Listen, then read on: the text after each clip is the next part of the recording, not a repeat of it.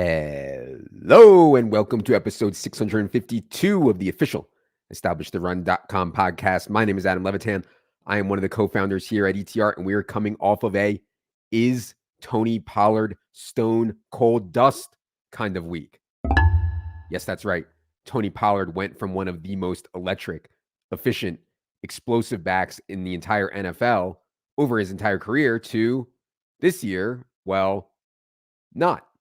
This year, Tony Pollard is fifth worst in the league among all running backs in rush yard over expectation, ahead of only dust balls like Miles Sanders, Cam Akers, Latavius Murray, Dalvin Cook. Tony Pollard is 40th in Pro Football Focus grades out of 59 qualifiers. Tony Pollard's been under 10 DraftKings points in 3 of his last 4 games. He's down to 14.6 DraftKings points per game on the year. You know, not death, but certainly not good and certainly expensive. I mean, I was taking Tony Pollard a ton early round 2 in best ball, at the end, even 1-2 turn at times. I played Pollard in cash this past week on both sites, actually. Got smoked, had a really good high stakes GPP team on FanDuel, which I'll talk about Sunday.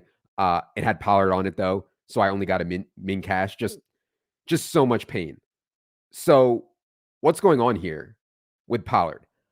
I think, as always in life, it's rarely just one thing. You know, everyone always wants some clean answer, some real linear thing like, oh, C is a result of A plus B, you know, but it's never like that.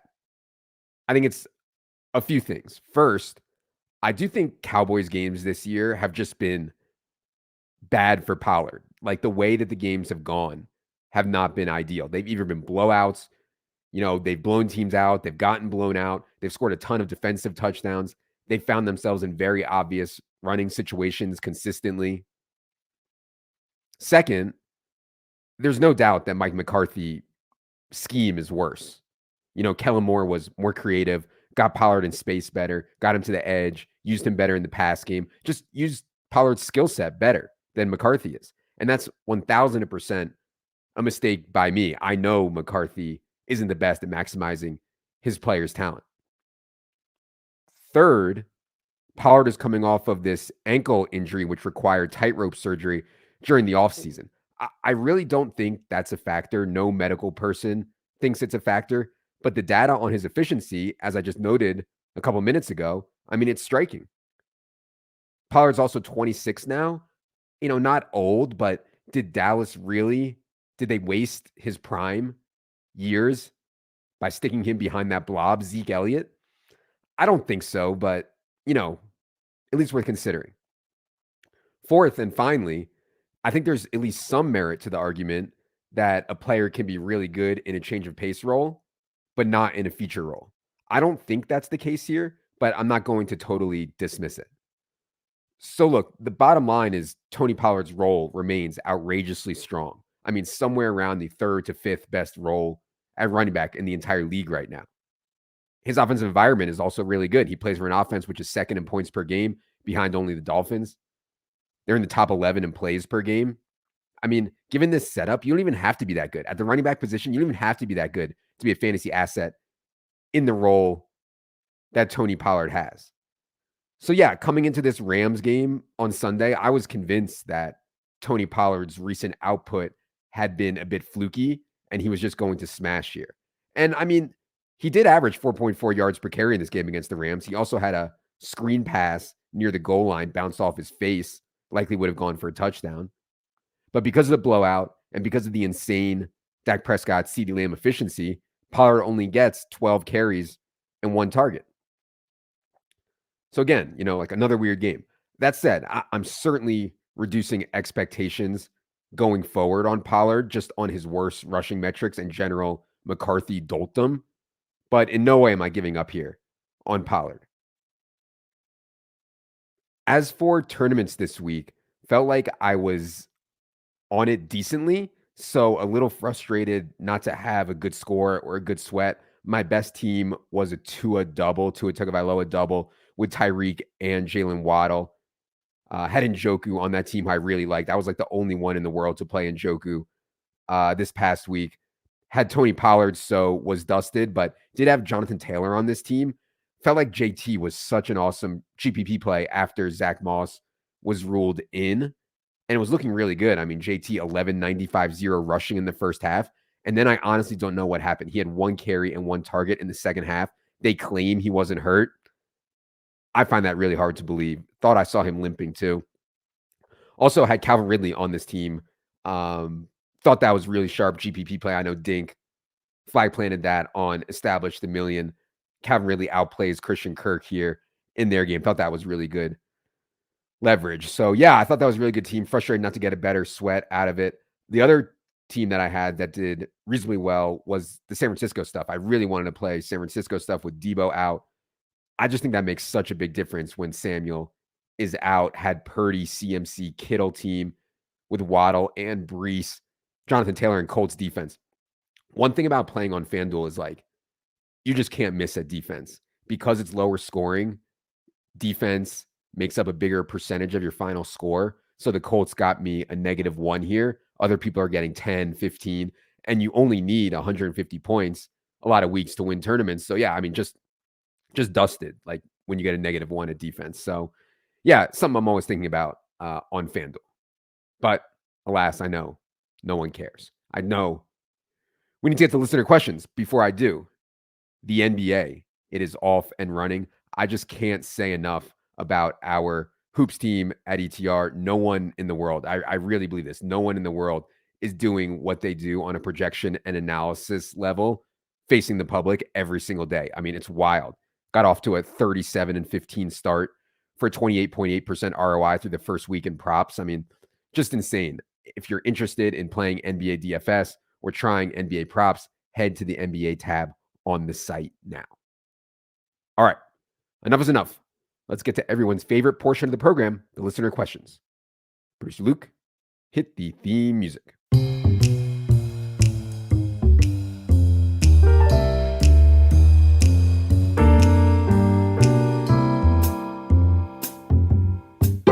All right, appreciate the questions from everyone. Going to do a 6-pack today. Question 1 from Ja Morant's head of PR. It says, Adam, what are your thoughts on NFL man Braxton Berrios allegedly cheating on Sophia Culpo to get with Alex Earl? How can we use TikTok influencer WAG narrative to play better DFS?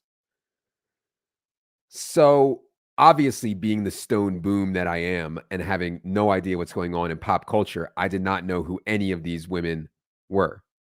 Obviously, I know Braxton Berrios, boys with Zach Wilson, not to be confused with former Washington football team wide receiver Dax Milne, who was also Zach Wilson's boy, who allegedly started dating Wilson's ex-girlfriend in the wake of Wilson getting accused of sleeping with his own mother's best friend. I did a whole solo pod about that.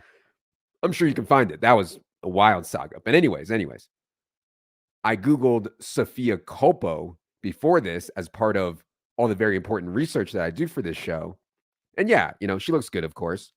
What I didn't realize is that Sophia Culpo has a sister, Olivia Culpo, who is apparently dating Christian McCaffrey. And Olivia is like former Miss Universe or something, just completely ridiculous. Anyway, my journey continues. Turns out, as I found out, Berrios was allegedly cheating on Sophia with Alex Earl, who I had never heard of in my life. Apparently, Alex Earl is some TikTok celebrity, insanely hot, obviously. Looks like her dad is married to Ashley Dupree, who I actually know. Ashley Dupree, I remember from the escort thing that former New York governor Elliot Spitzer got busted for. So, look, man, it's a wild scene out there. Even if you're Braxton Berrios, if you're in the NFL, it's a wild scene. You guys are probably, most of you might be too young to remember. There was a show on ESPN, probably like year 2001, 2002. It was called Playmakers. I mean, an incredibly hilarious show that exaggerated NFL life, but was still so funny and so good. The NFL actually shut it down because it portrayed the NFL in such a negative light. But yeah, it's a wild scene out there, even if you're Braxton Berrios, turns out playing in the NFL and being in insane physical condition is attractive to women, Who knew? Almost as attractive as men who do fantasy football podcasts, of course.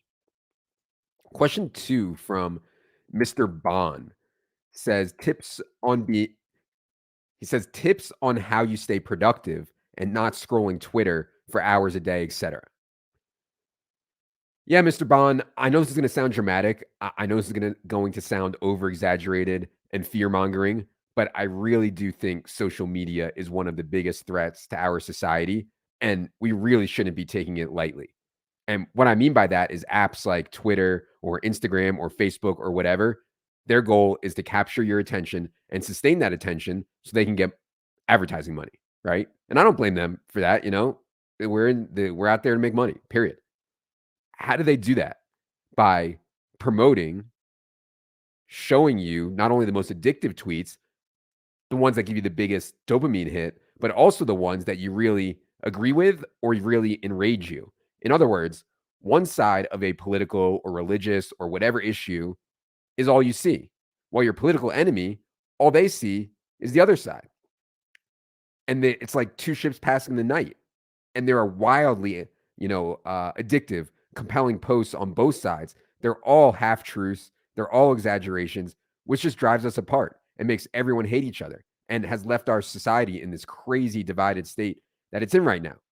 And it's left its maybe, I think, worse and probably has left us in a state where, and myself included, no one believes anything anymore. Nothing. I believe nothing anymore. I'm so poisoned. It's really poisonous. Without some agreement on the truth, it's hard to exist as a society.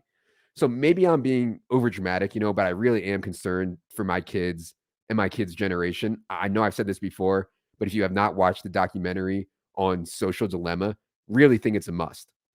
Like the fake acting scenes are corny. Wish they didn't do that. But the actual content, especially for anyone who has kids, I think it's really important. Anyway, sorry, Mr. Bond. I know I haven't answered your question directly, but whenever I find myself doom scrolling, and yes, I am not immune to this either. Like, I'm not trying to say, I never do this stuff. I 100% do. I'm on Twitter constantly. I'm 100% addicted, 100%. But whenever I find myself doom scrolling, this is the stuff I think about to get me to stop. Zoom out, understand that you're being shown poison on the For You, use only lists, and keep those lists very tight to people who you really want to see what they have to say. Once I scroll through my list, that's it. I try not to go back to the For You tab. And yes, Mr. Bond, of course, we can always use the time-tested deathbed theorem. You have a free 30 minutes, you start scrolling mindlessly, just literally slap yourself. Just slap yourself, remind yourself that you're going to die. Could be tomorrow, you don't know, but you're going to die. Is this how you want to spend these 30 free minutes? It's going to sound sick, but if you need it, I know I've talked about this on here before. If you need it, there's an app called We Croak. All it does, 5 times a day, it reminds you in a very pithy way that you will die.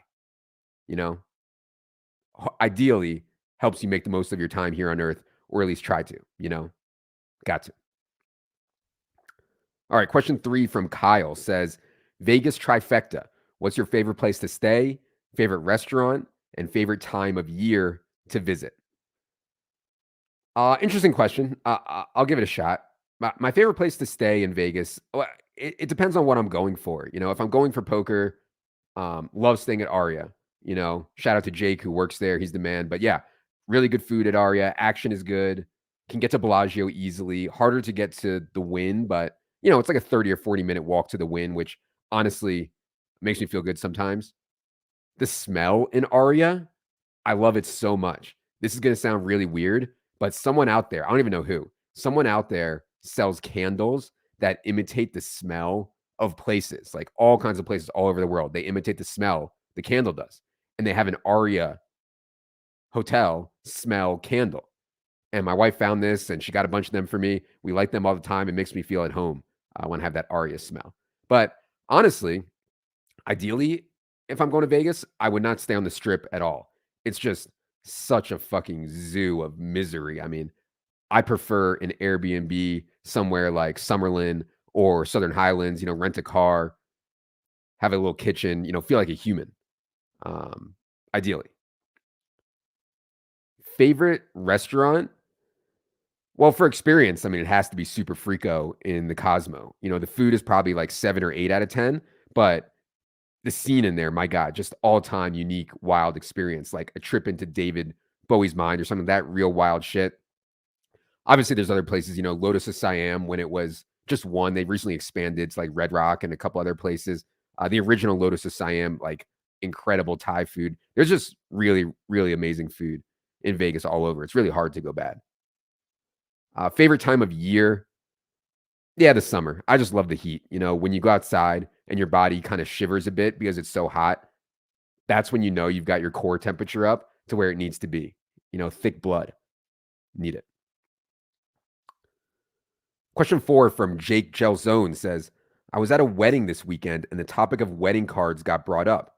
Younger couples said they don't deal with wedding cards anymore and just send the money directly to the couple electronically via Venmo or Zelle. Is that taboo or am I officially getting old? I always thought straight cash was a weird gift, period. Like, believe me, I'm terrible at gift giving and just writing a check is obviously easiest, simplest. But I think ideally, an actual gift that is thoughtful and is more meaningful and warm, I think that's better than a check. But, anyways, in terms of the actual logistics of giving it, if you're going to go for the money route, I think Venmo and Zelle for a gift is a no go. I, I mean, that's what you do when you split dinner with someone or you round up money for your kid's fundraiser or you pay the escort service. That's not what you do for an allegedly heartfelt gift. You got to go to CVS and get the actual card and write the check. I think you got to do it. Question 5 from Zach says, I've got a lot of expenses and want to save money. However, I also want to provide experiences for my 2 little girls that they will remember forever. My wife wants to take them to Disney. What are your thoughts on using part of my bonus for this versus putting it into investments? Do it, Zach. Do it now. Do Disney now. I mean, I already mentioned the deathbed theorem just a few minutes ago, but I'd also add to this about savings. And believe me, this is anecdotal, not financial advice. I know absolutely nothing. But from what I can tell, my gut is that the amount amongst the subset of people who do save money, they are saving way too much and not spending enough. And a huge part of that, like, is people over the course of their life grinding their cocks their entire life, 8, 9, 10 hours a day, never miss a day. Then they retire at 65 with a bunch of money, but they're too old to enjoy it, or God forbid they're dead. So yeah, Zach, you sound like a smart, responsible guy. I would put you at like 1% tops to ever go bust though, even if you do take the kids to Disney World this year. So yeah, I think do it, man. You have my blessing. All right, question 6, last question we're going to do today. I'm sorry, I forgot to write the name down for this question who submitted it, but says, my freshman year of college, I was dorm neighbors with an actor in Boyhood the year it came out. Already mentioned, amazing movie. Mentioned that last week. We were friendly, but over time, I realized he was kind of weird. However, he crushed Oscars betting that year. What ROI would someone have to hit at for you to fake a friendship with them?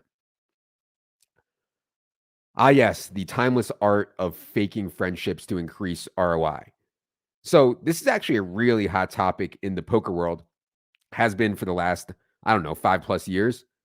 Playing poker well isn't really enough anymore. You also have to eat enough whale dick to get invited to private games where the real action is against rich businessmen or celebrities or whatever. And I'm not hating on anyone for doing that. It is a skill for sure, one that some people are better at than others. I know myself, I physically, mentally, emotionally, I can't do it. I'm just too honest. I can't keep my mouth shut and kiss ass. Of course, I'm nice to everyone. I try to bust their balls and have fun, but it's not me to be super outgoing and friendly and just eat a bunch of dick when it's really transparent what you're doing. You're trying to be quote unquote friends with the whales because they won't mind losing money to you. So I don't know. I just can't. But that's just me. I would not hate on you for doing it whatsoever. Faking a friend with an actor for Oscars betting. I've heard much worse. Godspeed. All right. That is going to do it for this week's solo pod. Appreciate you all. Stay tuned to this pod feed as it does indeed get crowded. Waivers, team by team, rest of the season top 150 show, and awards show all coming up later this week. Also, if you have not subscribed to our YouTube channel, please do so. Helps us out a ton, helps the channel grow, helps us keep bringing free content like this very important solo pod and all of our videos that go up on YouTube. For producer Luke, for Jerry, who is actually dressing up as the devil tonight for Halloween, I am Adam. Good luck, everybody.